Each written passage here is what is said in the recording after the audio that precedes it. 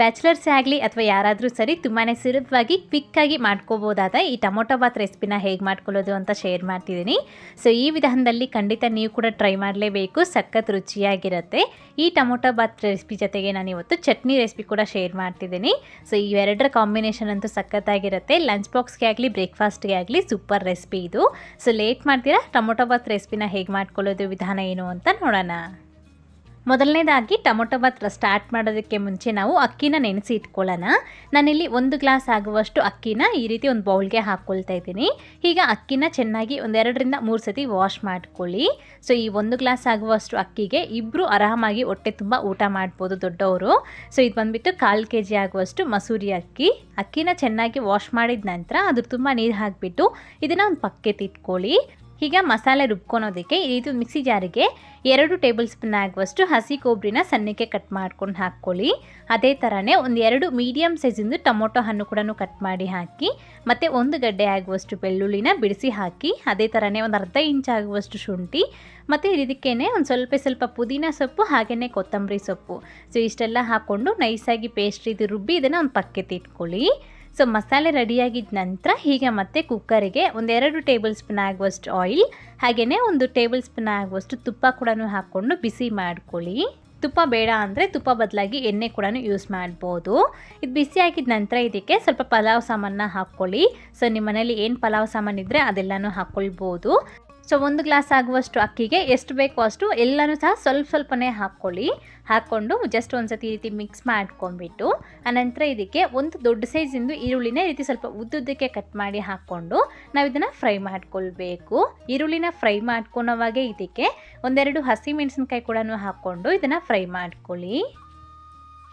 ಈ ರೀತಿ ನೋಡಿ, ಈರುಳ್ಳಿ ಅನ್ನೋದು ಸ್ವಲ್ಪ ಲೈಟ್ ಗೋಲ್ಡನ್ ಕಲರ್ಗೆ ಕಲರ್ ಚೇಂಜ್ ಆಗ್ತಾ ಇದ್ದಾಗೆ ಇದಕ್ಕೆ ಒಂದು ಸ್ವಲ್ಪ ಹಸಿ ಬಟಾಣಿ ಕೂಡ ಹಾಕ್ಕೊಳ್ಳಿ. ಸೊ ನನ್ನ ಹತ್ರ ಇತ್ತು ಅದಕ್ಕಾಗಿ ಹಾಕ್ಕೊಳ್ತಾ ಇದ್ದೀನಿ. ಇಲ್ಲಾಂದರೆ ನೀವು ಒಣ ಬಟಾಣಿನ ನೆನೆಸಿಬಿಟ್ಟಾದರೂ ಹಾಕ್ಕೊಳ್ಬೋದು, ಅಥವಾ ಬೇಕಿದ್ರೆ ಹಾಕ್ಕೊಳ್ಳಿ, ಇಲ್ಲಾಂದರೆ ಸ್ಕಿಪ್ ಮಾಡ್ಕೊಳ್ಬೋದು. ಹಾಕಿದ್ರೆ ಚೆನ್ನಾಗಿರುತ್ತೆ ಟೇಸ್ಟು. ಸೊ ಈ ರೀತಿ ಹಾಕ್ಕೊಂಬಿಟ್ಟು ಚೆನ್ನಾಗಿ 1-2 ನಿಮಿಷ ಫ್ರೈ ಮಾಡಿ.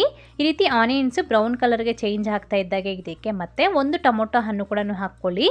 ಸೊ ಟೋಟಲಾಗಿ ನಾನಿಲ್ಲಿ 1 ಗ್ಲಾಸ್ ಆಗುವಷ್ಟು ಅಕ್ಕಿಗೆ 3 ಟೊಮೊಟೊ ಹಣ್ಣನ್ನ ಉಪಯೋಗಿಸ್ಕೊಳ್ತಾ ಇದ್ದೀನಿ. 2 ಮಸಾಲೆ ರುಬ್ಬೋದಕ್ಕೆ ಹಾಗೆಯೇ ಒಂದೇ ಹಾಗೆ ಡೈರೆಕ್ಟಾಗಿ ಹಾಕ್ಕೊಳ್ತಾ ಇದ್ದೀನಿ. ಸೊ ನೋಡ್ಬೋದಲ್ವಾ, ಈ ರೀತಿ ಚೆನ್ನಾಗಿ ಒಂದ್ಸತಿ ಮಿಕ್ಸ್ ಮಾಡ್ಕೊಂಡಿದ್ದೀನಿ. ಆನಂತರ ಇದಕ್ಕೆ ನಾವು ಫಸ್ಟೇ ರುಬ್ಬಿಟ್ಕೊಂಡಿರೋ ಈ ಮಸಾಲೆ ಪೇಸ್ಟ್ನ ಹಾಕ್ಕೊಳ್ಬೇಕು.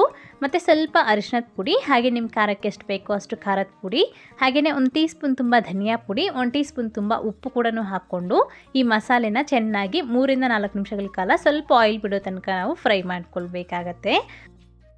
ನಾವು ಮಸಾಲೆ ರುಬ್ಬೋದಕ್ಕೆ ಎಲ್ಲನೂ ಸಹ ಹಸಿದೇ ಹಾಕ್ಕೊಂಡಿದ್ದೀವಿ. ಸೊ ಹಾಗಾಗಿ ಆ ಹಸಿ ಸ್ಮೆಲ್ಲೆಲ್ಲನೂ ಹೋಗೋ ತನಕ ನಾವು ಇದನ್ನ ಚೆನ್ನಾಗಿ ಫ್ರೈ ಮಾಡ್ಕೊಳ್ಬೇಕು. ಸೊ ನಾನು ಇದನ್ನ ಒಂದು 4 ನಿಮಿಷ ಫ್ರೈ ಮಾಡ್ಕೊಂಡಿದ್ದೀನಿ. ಸೊ ನೀವು ನೋಡ್ಬೋದು ಸ್ವಲ್ಪ ಲೈಟಾಗಿ ಆಯಿಲ್ ಬಿಡ್ತಾ ಬಂದಿದೆ. ಸೊ ಈ ರೀತಿ ಮಸಾಲೆನ ನೀಟಾಗಿ ಫ್ರೈ ಮಾಡ್ಕೊಳ್ಳಿ, ಆಗ ಚೆನ್ನಾಗಿರುತ್ತೆ ಟೇಸ್ಟು. ಈ ರೀತಿ ಮಸಾಲೆ ಫ್ರೈ ಆಗಿದ ನಂತರ ಇದಕ್ಕೆ ಒಂದು 1/4 ಟೀ ಸ್ಪೂನ್ ಆಗುವಷ್ಟು ಈ ಗರಂ ಮಸಾಲೆ ಕೂಡ ಹಾಕ್ಕೊಂಡು ಫ್ರೈ ಮಾಡ್ಕೊಳ್ಳಿ. ಅದಾದಮೇಲೆ ಇದಕ್ಕೆ ನಾವು ನೀರನ್ನ ಹಾಕ್ಕೊಳ್ಬೇಕಾಗತ್ತೆ.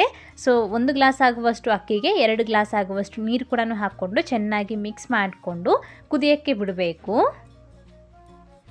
ಈ ರೀತಿ ಒಂದು ಕುದಿಯೋಕ್ಕೆ ಸ್ಟಾರ್ಟ್ ಆಗಿದ ನಂತರ ಒಂದ್ಸತಿ ಟೇಸ್ಟ್ ನೋಡ್ಕೊಳ್ಳಿ. ಉಪ್ಪು ಅಥವಾ ಖಾರ ಏನಾದರೂ ಕಡಿಮೆ ಅಂತ ಅನಿಸಿದ್ರೆ ಈ ಸ್ಟೇಜ್ನಲ್ಲಿ ಆ್ಯಡ್ ಮಾಡ್ಕೊಳ್ಬೋದು. ಮತ್ತು ಇದಕ್ಕೆ ನಾವು ನೆನೆಸಿಟ್ಟಿರೋ ಅಕ್ಕಿ ಇದೆಯಲ್ಲ ಅದೆಲ್ಲ ನೀರೆಲ್ಲ ಬಗ್ಸಾಕ್ಬಿಟ್ಟು ಅಕ್ಕಿ ಮಾತ್ರ ಹಾಕ್ಕೊಳ್ಳಿ. ಮತ್ತು ಇದನ್ನ ಚೆನ್ನಾಗಿ ಒಂದ್ಸತಿ ಮಿಕ್ಸ್ ಮಾಡಿಕೊಂಡು ಒಂದು ಕುದಿ ಬರ್ಲಿಕ್ಕೆ ಬಿಡಿ.